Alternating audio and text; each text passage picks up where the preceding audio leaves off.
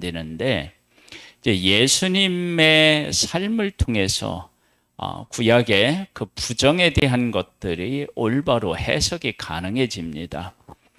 이스라엘 백성들은 부정한 자와 접촉하고 부정한 자가 앉았던 자리에 앉기만 해도 부정해집니다. 그런데 예수님은 부정한 사람이 만질 때 부정한 사람이 치유되지 예수님이 부정해지지 않습니다. 그것은 이스라엘 백성들이 구약에 하나님께서 이렇게도 부정하고 저렇게도 부정하고 그렇게 부정해진 그들은 또 이렇게 이제 물로 몸을 씻고 어떻게 해요? 저녁까지 부정해진다라고 하는 그 부정이 얼마나 하나님의 백성들이 부정에 쉽게 노출되어 있고 쉽게 부정되어질 수 있는지를 분명하게 밝힌 거예요. 그러면 하나님께서 그들 가운데 계시기 원하셔서 성막을 세우시고 속죄소를 하나님이 허락하여 주시고 그곳에 임재해 계시는데, 그 백성들은 그 하나님의 임재에 걸맞는 거룩함을 가지고 있지 못하다. 그리고 거룩했다 할지라도 금방 어떻게 해요? 부정해질 수 있다. 그럼에도 불구하고 하나님은 그 백성들과 함께하길 원하셨고 함께 하시기 위해서 어떻게 해요? 속죄소에 강림해 계신다라고 하는 것을 우리에게 보여주셨어요. 그러니까 하나님의 임재는 이스라엘 백성들의 거룩에 근거하지 않고 하나님의 은혜에 근거함을 우리는 알 수 있습니다. 이제 그 은혜가 무엇으로 나타나냐면 제사를 통해서 나타나는 것을 볼 수 있죠. 그렇게 그들이 하나님 앞에서 이제 어떻게 살아가야 할지를 배우고 난 후에 이제 민수기에 와서 하나님께서 하나님의 백성들을 싸움에 나갈 만한 자를 어떻게 해요? 계수하라, 그렇게 말씀하십니다. 하나님의 백성은 이제 하나님의 군대가 되어서 앞으로 그 전쟁을 하게 될 것이다 라고 하는 것을 알 수 있습니다. 그래서 각 지파별로 각 가족별로 다 인원을 계수해서요, 총 몇 명이었느냐? 60만 3,550명이었습니다. 싸움에 나갈 수 있는 사람. 나중에 보면 이제 싸움에 나갈 수 있는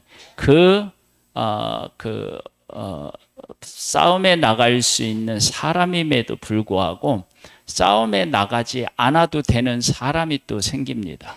어떤 사람이요? 약혼한 사람, 그렇죠? 그런 사람, 집을 지은 사람, 또 뭐 포도원을 심은 사람들, 이런 사람들은 전쟁에 안 나가요. 그리고 집에 있으면서 아내를, 그리고 어떻게 해요? 농사 지은 것을 먹는 것, 이런 것들을 하나님이 다 허락하셨어요. 그렇게 하나님께서 하나님의 백성들에게 다 허락하신 것은, 이 전쟁은 누구에게 속한 것이냐면 하나님에게 속한 것입니다. 그래서 하나님께서는 그 성막을 중심으로 해서 하나님의 백성들이 동서남북으로 이렇게 나뉘어서 진을 칠 때는 성막을 중심으로 해서 사방에 쪽에 세 지파씩, 그래서 동서남북으로 이렇게 이제 진영을 갖추게 하고, 그리고 이제 출발해서 움직일 때는 법궤가 앞에 가고요. 그 다음에 이제 동쪽 지파, 그 다음에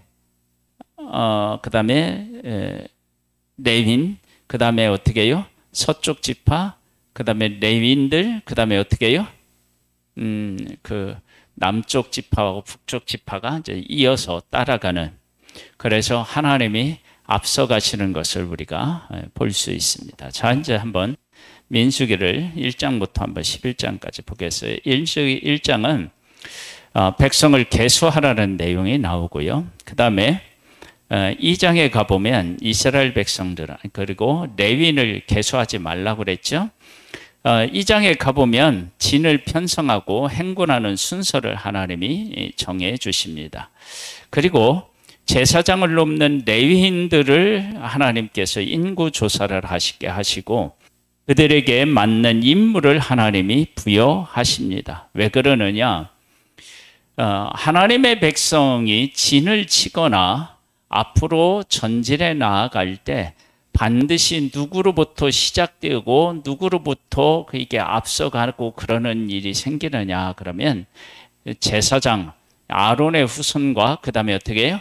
레위 자손들을 통해서 그러한 문제들이 다 어떻게 해요? 시작되는 거예요. 그래서 하나님께서 그 레위 자손에게 속한 자들을 계수하게 하고 그 가족별로 맡겨진 임무를 하나님께서 말씀해 주십니다. 그 다음에서요. 그 이제 5장에 가보면은 부정한 사람에 대한 처리. 그래서 이제 그들을 진 밖으로 어떻게 해요? 내보내라고 해요. 여러분, 아픈 것도 그 서러운데 진 밖으로 나가면 얼마나 서럽을까요? 그런 인간적인 생각을 하면 이 말씀이 매정한 말씀, 받아들이기 어려운 말씀이 될 수 있는데 하나님께서 거룩하신 하나님께서 하나님의 백성 가운데 임재하셔야 되는데 거룩하지 않으면 임재하실 수가 없으니까 거룩하라고 하면 자기들이 부정해서 진 밖으로 나가는 것이 하나님의 임재 때문이라면 그 일에 대해서 어떻게 해요? 얼마든지 감사하고 순종할 수 있는 그런 일이죠. 그 다음에 죄는 뭐냐면은 내가 죄를 깨닫고 난 후에 자복하고 거기에 대한 대가를 물어라. 아내의 간통에 대한 이야기가 나오는데요. 이 간통에 대한 얘기는 사실은 간통에 대한 것도 다루고 있지만 은밀하게 있는 그 죄의 문제를 하나님께서 어떻게 해요? 분명히 다루신다라고 하는 거예요. 그러면 이렇게 하나님이 이스라엘 백성 가운데 일을 하시면 이스라엘 백성들에게 어떠한 일이 있느냐면 나시린의 서원이 있어요. 나시린의 서원. 그 나시린의 서원은 뭐냐면 하나님께서 그 백성을 이끄시고 인도하시고 함께 하실 때 그 함께 하시고 이끄시고 복을 주시는 그 하나님이 얼마나 위대하신 하나님이신지를 깨달아 알게 되는 날이 온다는 거예요. 얼마만큼요? 나의 삶을 하나님 앞에 다 드리고 싶을 만큼 그렇게 하나님이 일하실 것이다 라고 하는 것을 나시린의 법을 통해서 알 수 있습니다. 그 다음에 이제 감독자들이 드린 헌물이 7장에 나오는데요. 각 지파별로 드리는 것이 어떻게 해요? 동일합니다. 똑같습니다. 그걸 하나님 앞에 드려서 이걸 드리고 나면 이것을 또 누가 이제 또 갖게 되죠? 제사장들이 갖게 됩니다. 하나님에게 봉사하는 사람들을 이제 섬기는 것으로도 사용이 되는 것이죠.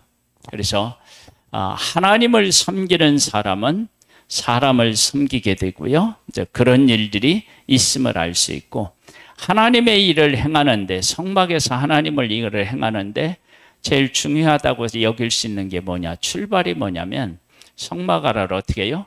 환히 비치는 거예요. 그래서 등잔을 만들어서 불을 켜도록 하나님이 말씀하셨고 레위인을 구별하여서 요제로 드리라 라고 하는 것은 불만 켜면 뭐 합니까? 그렇죠?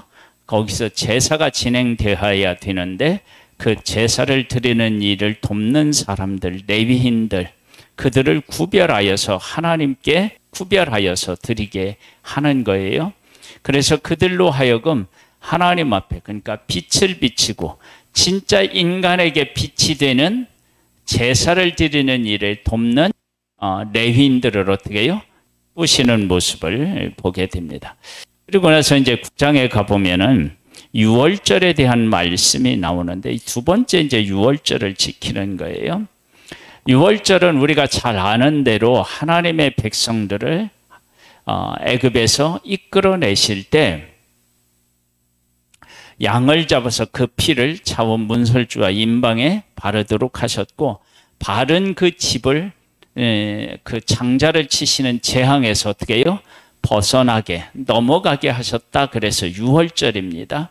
그날을 허락하신, 그날을 지키도록 하신 것은 하나님이 구원하신 것도 잊지 않아야 되겠지만 이스라엘 백성들 자체가 얼마나 부족한 존재인데, 애굽 사람들과 다르지 않은 존재인데 하나님께서 자기들을 구별하여서 어떻게 해요? 하나님의 백성으로 삼으신 것에 대한 것도 잊지 말라는 의미를 담고 있습니다. 하나님께서는 이들을 무엇으로요? 구름 기둥으로 인도하신다라고 하는 것이 9장 후반부에 나옵니다. 하나님의 백성들이 이제 20세 이상으로 싸움에 나갈 만한 자를 계수해 놓고 하나님께서 어떤 훈련을 시키시냐? 그러면 각 지파별로, 가족별로 어떻게 해요? 내 자리가 있음을 분명히 알려주십니다. 그래서 군인들은 항상 자기 지파, 자기 가족, 그곳에서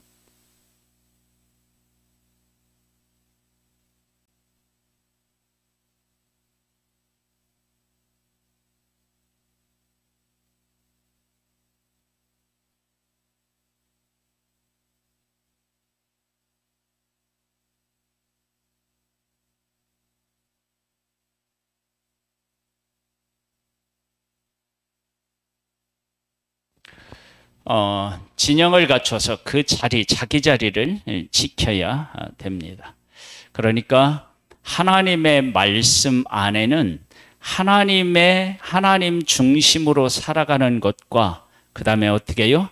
사람을 또 사랑하고 그들을 보호하고 지키는 일들이 함께 공존하고 있음을 우리가 알 수 있습니다. 그리고 나서 하나님이 나팔을 만들어서 나팔 소리에 따라서 누가 모여야 되는지, 그리고 어떻게 행동해야 되는지를 나팔 소리를 가지고 어떻게 해요? 움직일 수 있도록 하나님이 하십니다. 이것 자체가 다 훈련인데, 이 나팔 소리는 뭐냐? 언제나 살아가면서 하나님의 뜻이 무엇인지를 신경을 쓰고 있다가 하나님의 뜻에 대한 소리가 자기들에게 전달되면 거기에 맞게 어떻게 해요? 행동으로 옮기는 것입니다. 그러니까 만나에서도 하나님의 뜻대로 살아야 만나가 양식이 되고, 하나님의 뜻대로 살지 않으면 어떻게 해요? 냄새나고 벌레가 생기고 그런 일들이 생겨요. 그래서 하나님의 뜻대로 살아가면 생명이 되고, 하나님의 말씀을 어기면 어떻게 해요?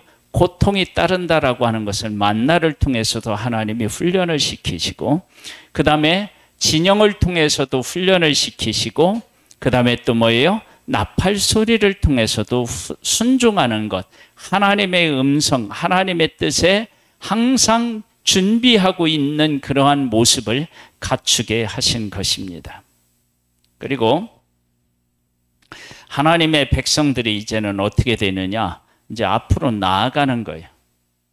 앞으로 전진에 나아가는데 뭐가 앞서간다고요? 하나님의 법궤가 앞서가고요. 그 다음에 동쪽 지파, 그 다음에 레위인들이 든 성물들이 뒤따라가고요. 그 다음에 서쪽 지파가 가고요.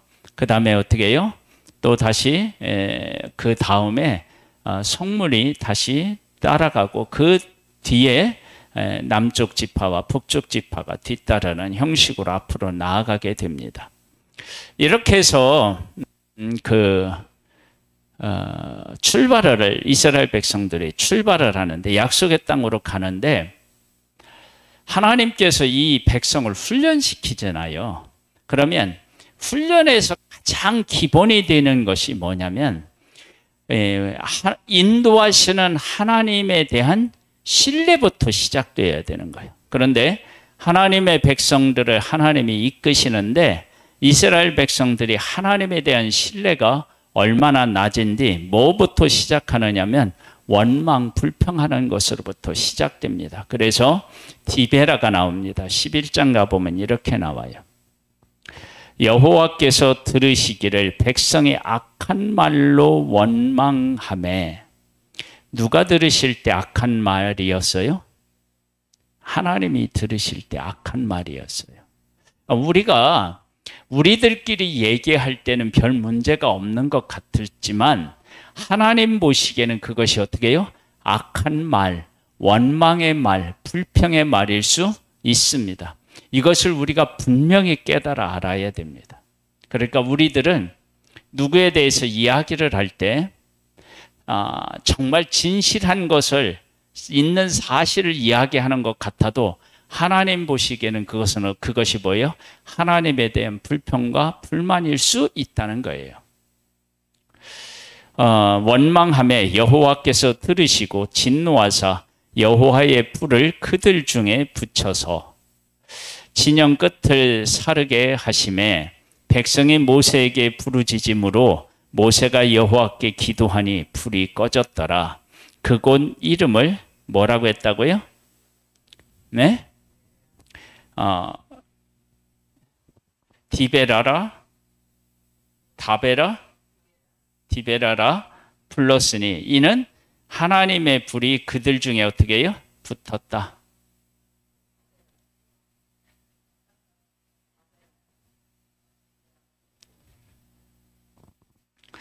다 베리는 거야. 원망을 하잖아요. 그래서 하나님께서 그들에게 어떻게 해요? 불을 붙였다. 그래서 이제 다베라라 한다. 이때 이제 그들 중에 섞여 사는 다른 인종들이 탐욕을 품음에 이스라엘 자손도 다시 울며 이르되 누가 우리에게 고기를 주어 먹게 하랴.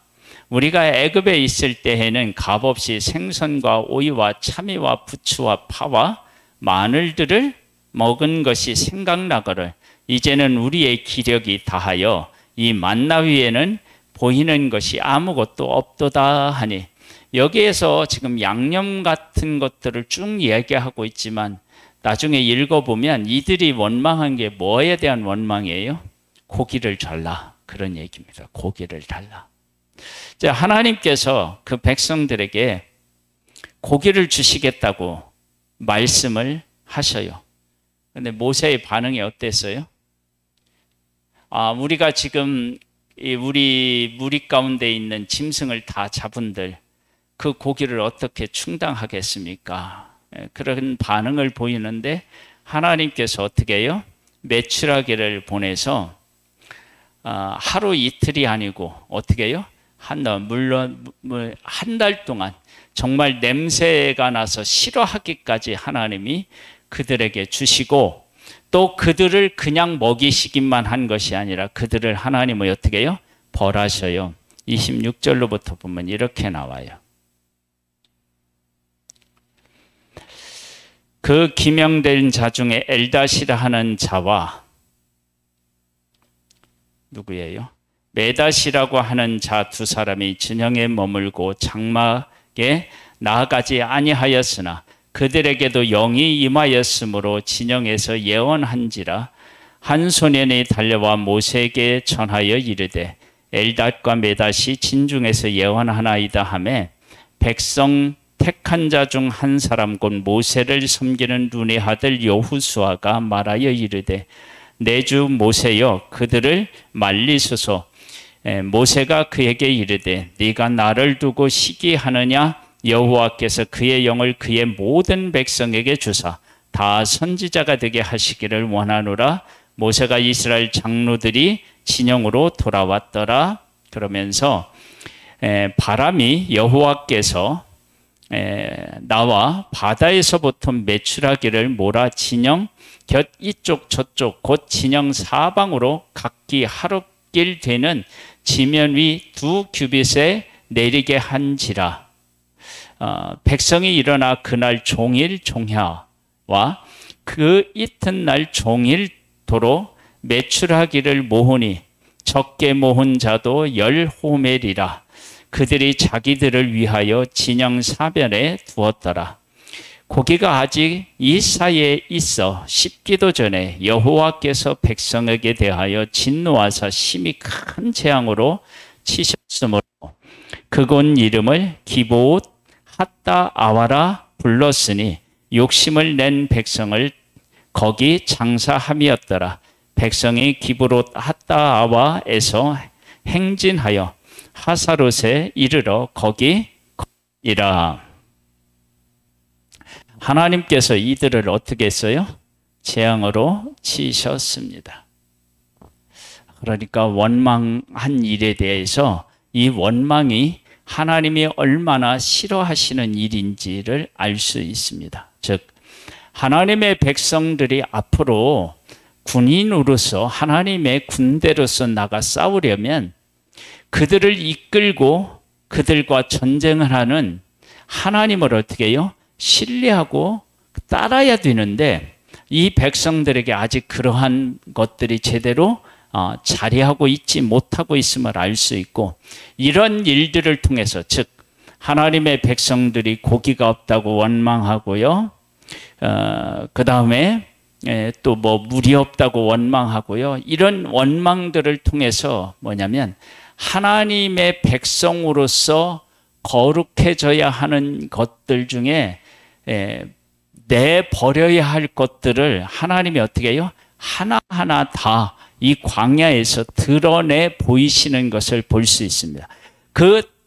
그들 내면 속에 있는 불신앙적인 요소를 하나하나 다 드러내서 그것들을 다 해결해서 하나님의 백성이 거룩하게 되면 이 거룩한 하나님의 백성은 누구와 맞서 싸우더라도 결코 물러서거나 지지 않는 하나님의 군대로 설 수 있습니다. 그래서 하나님은 이 광야라고 하는 이 시간들, 이 환경을 통하여서 하나님의 백성들 안에 있는 불신앙적인 요소들을 어떻게 해요? 다 제거해서 하나님 앞에 거룩한 존재로 세우시는 훈련을 하는 거예요. 그래서 하나님의 백성이 거룩해지면 어떻게 돼요? 어떤 것도 하나님의 백성과 맞설 수 없고, 하나님의 백성도 하나님 앞에 거룩하게 서면 어떠한 적군을 만나도 두려워하지 않고 그들과 맞서 싸울 수 있는 그런 하나님의 군대로 서게 되는 것입니다. 그래서 하나님께서는 하나님의 백성을 광야로 보내서 그들 안에 있는 불신앙적인 요소를 하나하나 어떻게 해요? 다 드러내서 해결하신 것입니다. 우리들도 하나님 안에서 이렇게 영적인 그 권위를 가지고 살아가려면, 어떤 것과 맞서도 두려워하지 않고 당당히 맞서려면 우리 안에 어떤 일이 일어나야 되느냐면 거룩함이 일어나야 됩니다. 그 거룩함은 하나님을 온전히 신뢰하고 믿고 따르는 것이 거룩함입니다. 그런 거룩함을 우리가 하나님 안에서 갖게 됨으로 말미암아 어떤 싸움에서도 이기고 승리하고 하나님이 우리에게 약속하신 그 약속을 풍성히 받아 누리는 복된 삶이 되기를 주님의 이름으로 축복합니다. 하나님 아버지 감사합니다. 우리를 사랑해 주셔서 감사합니다.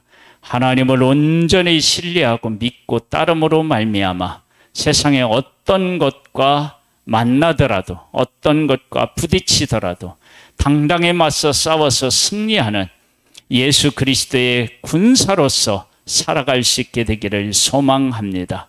하나님, 우리의 삶에 함께 하시는 하나님, 우리를 가장 복되게 하시고 우리를 가장 위대하게 세우기를 원하시는 그 하나님을 만나는 은혜로 함께해 주시옵소서.